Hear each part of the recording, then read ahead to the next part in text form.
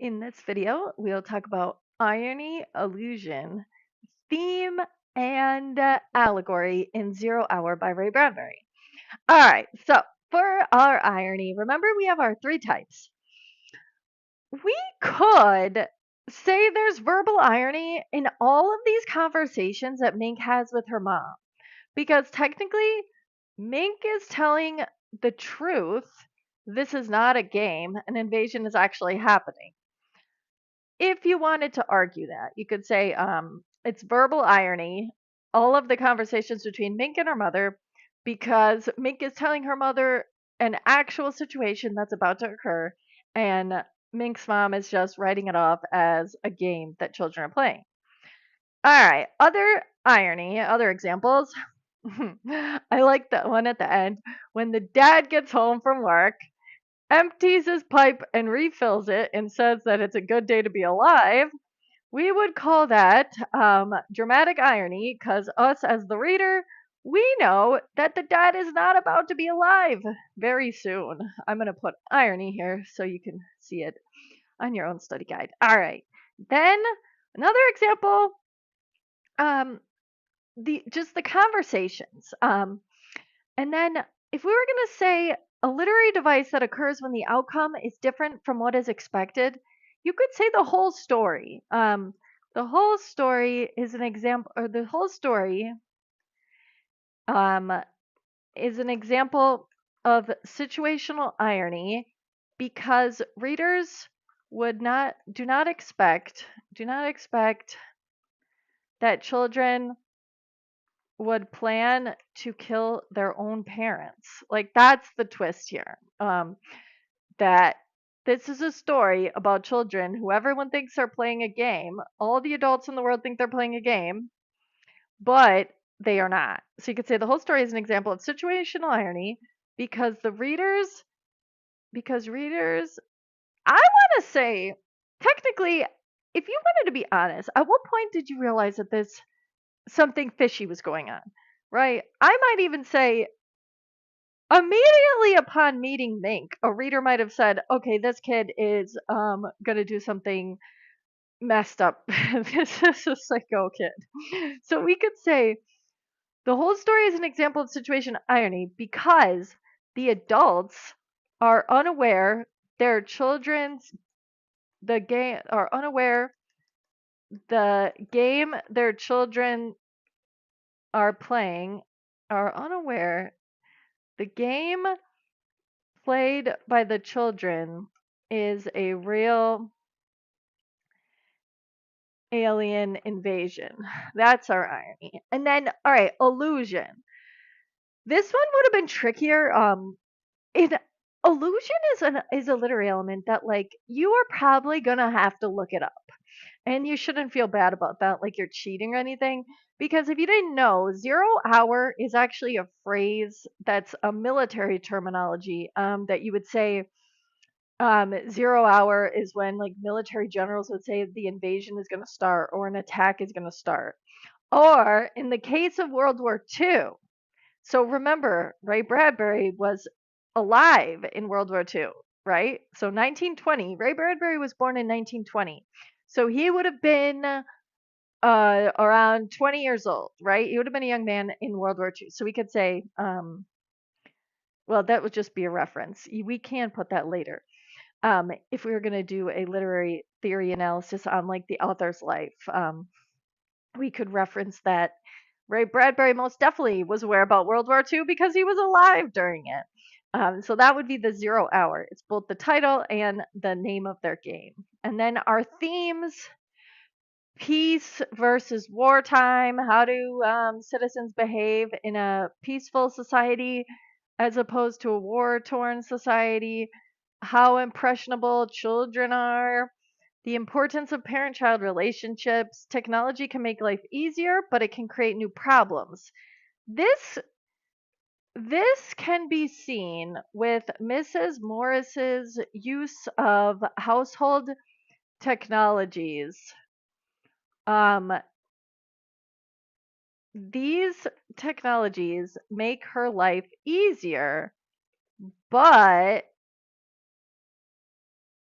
readers can see she is not utilizing saved time um, in a productive way. That's a push. I'm basically kind of saying, like, instead of using her spare time to spend more, you know, quality interactions with her child to make sure she's not planning an alien invasion, Mrs. Morris is sitting in this massage chair drinking a beer. And you could use that as an example. Other themes could be logic versus irrationality, logic versus creativity. Um, Children are more creative, and adults have like lost their creativity. So this is what the consequences of that. And then last but not least, we have allegory.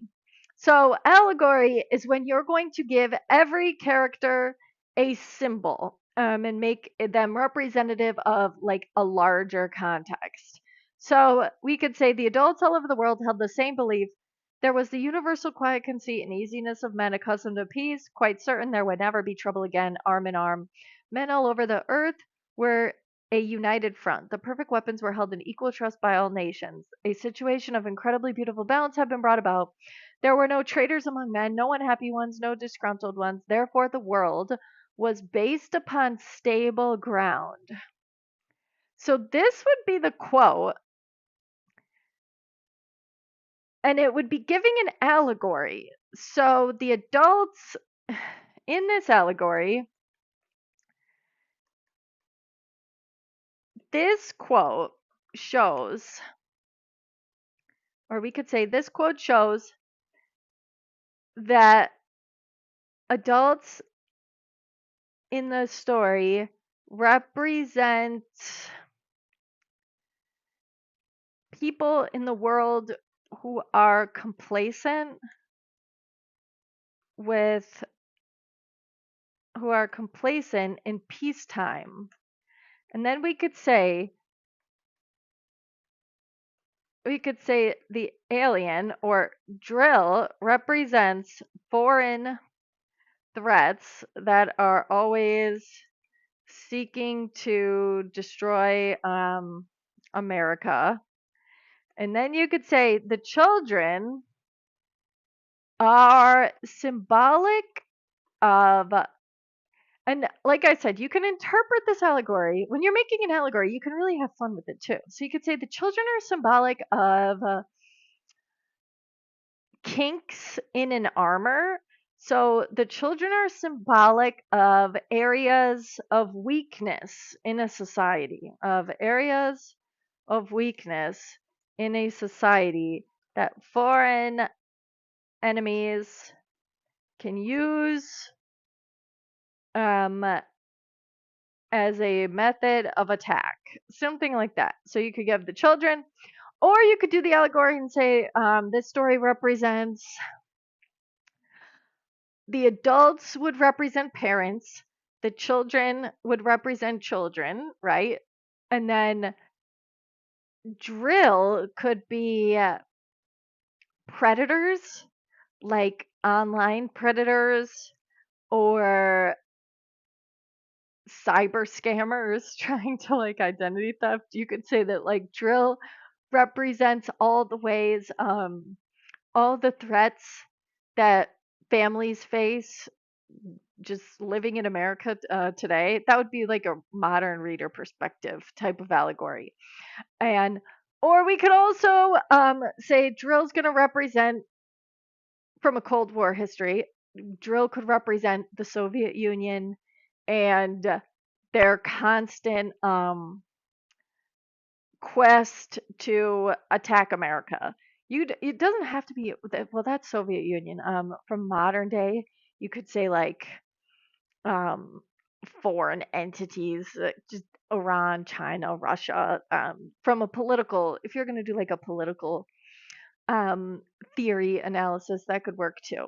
Giving every character a um, meaning, a broader meaning of what they represent in the world.